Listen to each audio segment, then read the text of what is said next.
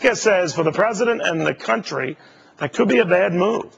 Democratic Congressman Elijah Cummings very much wants the public option to stay in the bill. He joins us now. Congressman, what if the president makes it a jump ball and says, not vital? I think that in the end, Neil, that's not going to happen. I think we're going to find a way to satisfy the Blue Dogs, the Progressive Caucus, and the entire Democratic Caucus. We'll come out with a bill. We have no choice.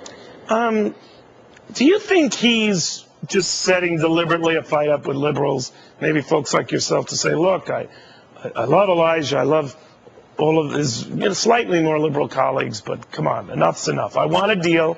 Elijah wants a deal. And if this public option is the stuff that's stopping a deal, I'm not married to it. Yeah, I don't think that the president is necessarily thinking that way at all. I think what he's trying to figure out, first of all, he realizes, as I said before, that we have to do something. If we do nothing, we're in trouble.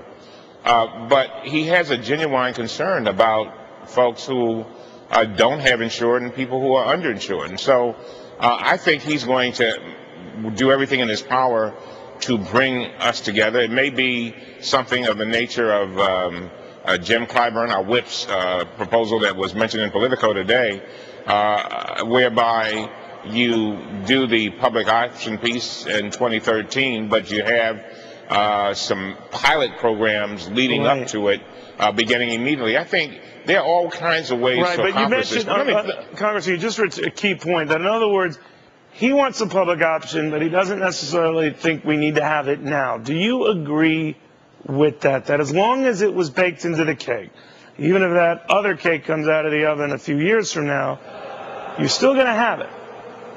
Yeah, I think I'd like to have it immediately, but if you're going to do the regional approach as Jim Clyburn and Louise Slaughter have recommended, that will give you an opportunity to at least work out the kinks in the public option, and so that when it would, say, become effective in, say, 2013, the public will more likely be for it. Now, keep in mind, the other part of the proposal is to address things like pre-existing conditions and reducing these deductibles and things of that nature, and making it so that people are not, they don't have to go through what we call rescission, and that is the insurance company upping their premiums once they have some kind of serious disease.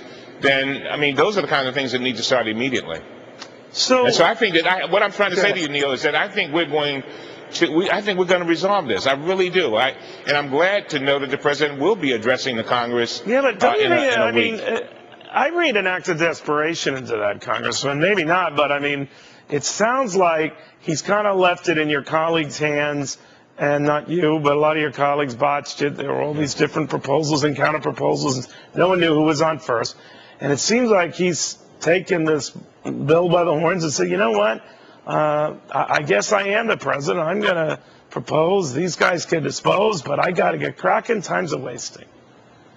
If anybody knows anything about President Obama, they know that he is a big picture guy. I mean, I don't think that he's worried about who gets credit or don't get credit. Yeah, but he trusted the original. I know, Elijah, but he trusted the original drawing to you guys, and I guess if he's getting so involved, you guys botched it.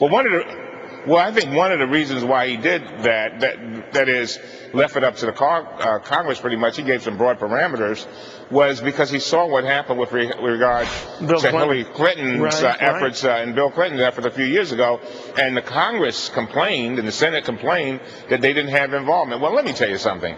Whenever you've got 135 people trying to work out anything, you're going to run into some obstacles. And I think basically, let's not underestimate where we are.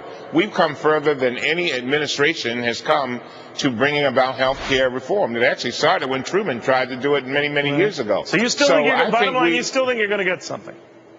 Oh, I have absolutely, unequivocally, no doubt that we will get something. And I know that's going to probably bother a few people, but I got to tell you, I've got a lot of people in my district who are suffering, who have no insurance and who are underinsured, and who are sick, and many are dying. That's why we're going to get it done.